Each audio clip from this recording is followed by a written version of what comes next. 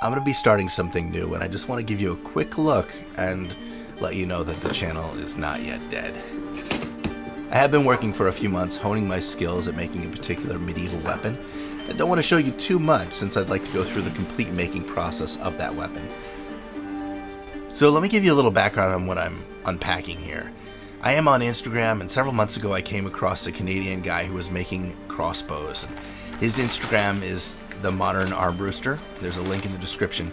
At the time, I too was also making crossbows of an earlier, more primitive variety than most of what he was featuring.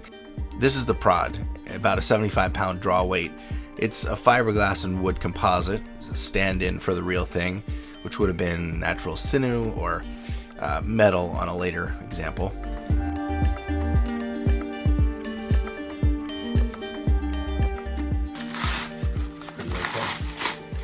If this were a firearm, this would be the stock, but the more correct term is tiller.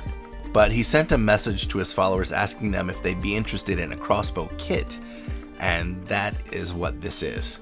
So, why not just start from scratch? I could. I have a dozen books on crossbows, probably more. Some are somewhat detailed, they give measurements, so there are some good resources out there available. Another option would be that I could have spent a pretty penny on a finished piece by Todd's Workshop, but I decided having something already constructed at an affordable price would allow me to make other crossbows in this style with something to go on. It basically functions like a pattern.